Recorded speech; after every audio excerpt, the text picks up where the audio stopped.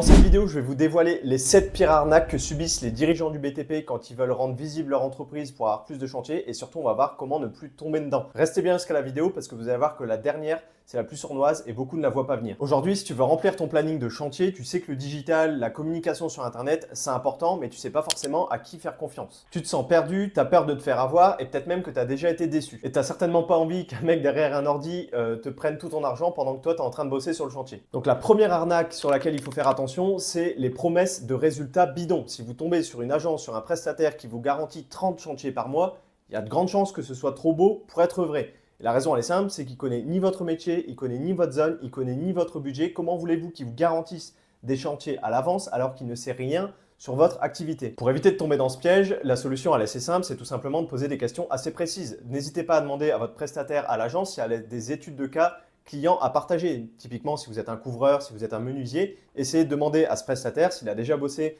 avec des entrepreneurs du bâtiment qui sont dans votre secteur d'activité, quels résultats ils ont obtenus et vous, ça va vous permettre de voir si effectivement le travail a été correctement effectué. Évidemment, parfois, certaines personnes démarrent de zéro, donc il faut aussi laisser la chance à tout le monde, mais si c'est le cas, cette personne, normalement, devrait potentiellement vous proposer un tarif préférentiel justement pour faire ses armes, pour faire ses preuves, plutôt que de vous facturer des milliers d'euros alors même qu'elle n'a aucune étude de cas. Donc vraiment, dans cette situation-là, n'hésitez pas à demander des chiffres concrets, des études de cas pour que vous puissiez voir les résultats qu'obtient le prestataire quant aux autres clients qui l'accompagnent.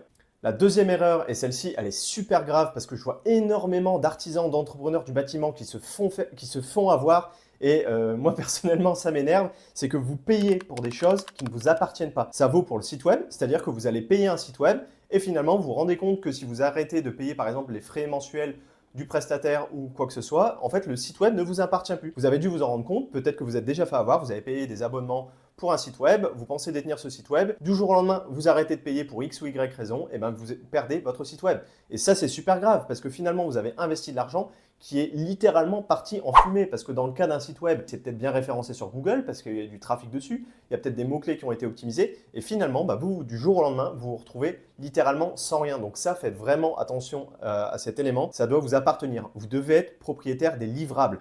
Et ça vaut aussi sur la publicité Google. Le nombre de fois où j'ai eu justement des entrepreneurs du bâtiment qui ont déjà fait de la publicité Google par le passé, je demande à récupérer le compte Google Ads pour récupérer justement tout l'historique qu'il y a eu afin de gagner du temps sur la période d'apprentissage. Et finalement, on se rend compte que le compte Google Ads, ou le compte en l'occurrence Facebook Ads, souvent c'est Google, n'était pas en possession de l'artisan, de l'entrepreneur du bâtiment, mais il appartenait à l'agence. C'est-à-dire que les publicités étaient diffusées sur le compte de l'agence et pas sur le compte de l'artisan. Et ça, c'est pareil. Peut-être que vous avez déjà dépensé des milliers d'euros sur Google Ads et finalement, du jour au lendemain, si vous décidez de changer de prestataire ou d'arrêter les publicités pour X, Y raison pour les reprendre plus tard, et finalement, quand vous allez les reprendre, vous allez repartir de zéro. Donc, ça veut dire que déjà, l'algorithme, il va devoir repartir en période d'apprentissage. Et en plus, la personne qui va récupérer votre compte publicitaire, finalement, elle va repartir de zéro. C'est-à-dire qu'elle ne va pas pouvoir prendre en considération tout ce qui a déjà été fait par le passé, notamment au niveau des mots-clés, c'est-à-dire voir les mots-clés qui ont déjà été les plus performants, les codes postaux qui ont le plus fonctionné. Donc bref, ça c'est vraiment un gros sujet et parfois vous en rendez même pas compte. Il y a quelques semaines, j'ai eu un menuisier au téléphone, il pensait pouvoir récupérer son compte Google Ads et finalement, il a été pris au dépourvu en se rendant compte que l'agence marketing faisait de la publicité pour lui, mais au travers leur propre compte Google Ads et pas au travers le sien. Donc finalement, elle n'a rien pu récupérer. On a dû clairement en créer un nouveau. Donc pour éviter ça, vérifie bien que tu as tous les accès pour ce que tu as payé, que ce soit ton site web, que ce soit tes comptes publicitaires, que ce soit ta fiche Google Maps, tu dois avoir les accès et ça doit être toi le propriétaire. La troisième erreur que je vois la plus souvent et encore une fois qui fait beaucoup de mal à entendre, c'est les contrats de longue durée qui t'enferment. Je vois beaucoup d'artisans qui font confiance justement à des prestataires, à des agences de marketing qui les engagent pendant des 12 mois, des 24 mois, des 36 mois, parfois des délais qui sont absolument aberrants, alors même qu'ils n'ont pas vu les résultats qu'ils allaient obtenir. Je trouve ça assez dingue de signer des contrats avec des prestataires avec des engagements de 2 à 3 ans, alors que vous ne savez même pas les résultats que vous allez obtenir. Et finalement, vous vous retrouvez bloqué avec ces prestataires-là, vous ne pouvez pas résilier parce que sinon ils vous attaquent en procès. Je ne vais pas les citer, mais je pense que vous savez de qui vous parlez.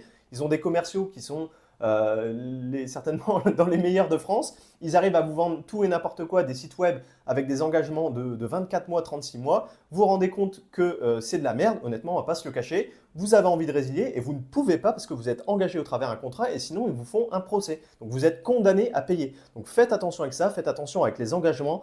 C'est possible qu'un prestataire vous demande des engagements. Par exemple, quand on fait de la publicité, généralement, peut-être prendre un engagement de 3 mois, c'est pas déconnant pour la simple et bonne raison que quand on fait de la pub, il y a toujours une petite période d'apprentissage au début. Donc, généralement, la période de 3 mois, c'est le temps qu'il nous faut pour justement tout mettre en place et passer d'une période d'apprentissage à une période de croissance pour justement augmenter la rentabilité. Mais faire des engagements de 24 mois, même de 12 mois la plupart du temps, c'est absolument délirant. Donc faites vraiment très attention à ça, de ne pas vous retrouver bloqué avec des contrats engageants qui finalement vont vous desservir plus qu'autre chose parce que vous n'avez même pas conscience des résultats que peut vous apporter le prestataire avec qui vous décidez de travailler. La quatrième erreur, c'est lié au fait qu'il n'y ait aucune transparence sur les budgets publicitaires. Ça, c'est quelque chose aussi que je vois qui se fait pas mal sur le marché. C'est-à-dire qu'on va, certaines agences, certains prestataires vont contacter des artisans, vont leur proposer des packs à 1 500 € par mois en leur proposant justement de gérer tout ce qui est publicité en ligne, donc que ce soit Google ou Facebook. Encore une fois, bien souvent, c'est Google. Et finalement, dans ce pack de 1 500 €, l'artisan en question ne sait pas vraiment quelle part du budget est attribuée réellement à sa campagne marketing et quelle part du budget est allouée au prestataire, c'est-à-dire à sa rémunération. Donc finalement, peut-être que vous allez payer 1 500 € une agence marketing pour qu'elle gère vos publicités sur Google, sauf que sur ces 1 500 €, peut-être que l'agence, elle va dépenser que uniquement peut-être 500 € en publicité et les 1 000 € restants, en fait, ils vont directement aller dans sa poche ou du moins pour rémunérer son travail. Donc ça, c'est lié à un manque de transparence et ça, vous devez vraiment veiller à avoir des factures qui sont pour moi dissociées, c'est-à-dire que vous allez avoir une facture où vous allez payer le prestataire en question qui va gérer votre système d'acquisition, votre marketing, et une autre facture où vous allez investir votre budget publicitaire. Et la raison, elle est c'est super important à comprendre parce qu'en fait, si vous payez un prestataire 1 500 € et qu'en fait, il n'y a que 500 € qui partent en budget pub alors que vous pensiez qu'il y avait au moins 1 000 €, vous vous retrouvez évidemment à avoir beaucoup moins d'appels parce que si vous aviez mis 1 000 € en publicité, bien sûr que vous auriez eu plus de clics, bien sûr que vous auriez eu plus de chances d'avoir plus d'appels et donc in fine, plus de chantiers. Donc faites vraiment attention à ça, exigez un minimum de transparence et même exigez d'avoir avec votre prestataire à ce qu'il ait une transparence complète sur ce qu'il fait et surtout quant au budget qu'il gère. Parce qu'encore une fois, c'est normal que le prestataire ait de l'autonomie dans ce qu'il fait. Normalement, il est censé être compétent. Mais quand il s'agit de votre budget et votre argent, il faut qu'il y ait une transparence là-dessus pour que vous soyez réellement en mesure et en capacité de savoir quel budget vous investissez en publicité. Avant de passer à la cinquième erreur, si tu veux aider d'autres artisans à ne plus se faire avoir par justement toutes ces arnaques, n'hésite pas à liker cette vidéo et si tu n'es pas abonné à la chaîne, n'hésite pas à t'abonner. Je partage beaucoup d'astuces liées justement au marketing, à la communication pour que tu puisses développer ton entreprise du bâtiment grâce à Internet et surtout aller chercher plus de chantiers. La cinquième erreur, c'est ce que j'appelle les stratégies SEO fantômes. Qu'est-ce que c'est le SEO? C'est tout simplement le référencement naturel. C'est-à-dire que d'un côté, on va avoir tout ce qu'on appelle le SEA, donc c'est lié à la publicité, on va avoir Google Ads, on va avoir Meta Ads, etc. Et de l'autre côté, on va avoir le SEO. Donc le SEO, c'est tout ce qui est référencement naturel, c'est-à-dire de mettre par exemple des mots-clés sur votre site web pour qu'il atterrisse dans les premières positions, par exemple sur Google, de manière naturelle, sans que vous ayez besoin d'investir forcément en publicité. Ça, c'est ce qu'on appelle du SEO. Je nomme SEO fantôme, c'est les agences de marketing qui vous proposent justement de gérer votre SEO en échange justement d'une rémunération par exemple mensuelle et finalement vous ne voyez rien bouger. On va vous prendre 500 € par mois pour gérer votre référencement naturel. Finalement, vous n'avez pas l'impression d'obtenir forcément plus d'appels ni plus de chantiers. Donc vous vous demandez ce qui est réellement fait. Et ça, c'est vraiment un piège dans lequel tombent trop souvent d'artisans. Pareil, il y en a certains qui prennent des engagements pour qu'on gère leur SEO. Sauf que c'est à eux de créer l'intégralité du contenu. Donc en fait, c'est vous qui vous retrouvez à faire 80% du travail. Faites attention à ça, c'est encore un gros sujet, mais encore une fois, exigez de la transparence et prenez soin de bien comprendre, même si je comprends que c'est quelque chose qui est technique, mais que vous ayez au moins les grandes lignes sur ce qui va se passer ensuite. Donc le mieux pour éviter ça, c'est justement demander des rapports concrets sur ce qui a été fait, c'est-à-dire le nombre de contenus qui ont été publiés, le nombre de points, de backlinks, bref, de choses concrètes qui ont été faites pour améliorer votre SEO. Est-ce que votre référencement s'est amélioré, etc., etc. Évidemment, encore une fois, je le redis, le but, c'est pas de fliquer le prestataire à qui vous faites confiance, parce qu'encore une fois, c'est un jeu de confiance, mais c'est quand même d'avoir un aperçu sur les résultats que permet justement le SEO pour encore une fois avoir conscience du retour sur investissement que ça vous apporte. La sixième erreur, donc là c'est plus une erreur qu'une arnaque, c'est des réseaux sociaux qui sont gérés mais complètement inutiles. C'est-à-dire qu'on va vous proposer de mettre vos photos sur les réseaux sociaux, de créer des posts, etc. En fait, la réalité c'est que ce n'est pas ça qui va vous rapporter des appels ni des chantiers s'il n'y a pas de stratégie derrière. Donc essayez de savoir en amont quand vous souhaitez déléguer la gestion de vos réseaux sociaux, quelle est la vraie stratégie, quel est l'objectif. Bien souvent, quand vous cherchez à développer vos réseaux sociaux, c'est plus dans une stratégie de notoriété afin de développer votre image de marque ou alors dans une stratégie de conversion, c'est-à-dire que si vous faites de la publicité à côté, effectivement, vous développer sur les réseaux sociaux, ça va vous permettre de propulser d'autant plus les résultats que vous allez obtenir avec la publicité. Mais bien souvent, faire que des réseaux sociaux, si vous attendez justement à avoir plus d'appels et plus de chantiers, eh bien, vous allez être grandement déçu. Donc, si vous souhaitez vraiment déléguer vos réseaux sociaux afin que quelqu'un justement publie des belles photos, des beaux posts, etc., essayez de bien comprendre en amont quelle est la stratégie et quel est le résultat que ça va vous apporter. Est-ce que vous cherchez à avoir plus d'appels, plus d'abonnés, etc.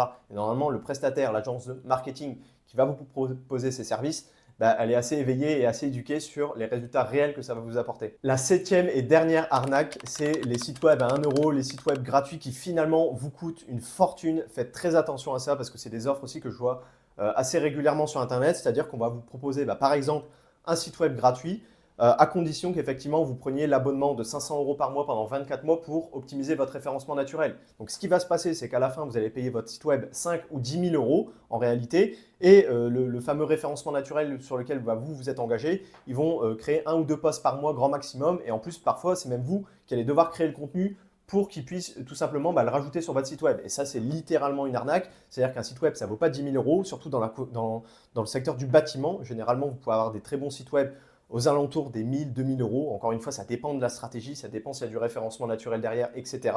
Mais faites vraiment très attention à ça parce qu'aujourd'hui, avoir un beau site web, c'est une chose. Mais vous, généralement, quand vous voulez un site web, surtout pour que ça vous rapporte des appels et des chantiers. Donc, encore une fois, ces systèmes-là de payer votre site web 50 € et derrière, vous avez des engagements de plusieurs centaines d'euros par mois engagés sur 12 à 24 mois, c'est ce qui fait que votre site web, à la fin, vous revient très très cher. Donc, faites vraiment ce calcul-là en amont pour éviter de vous faire avoir et de payer une fortune votre site web.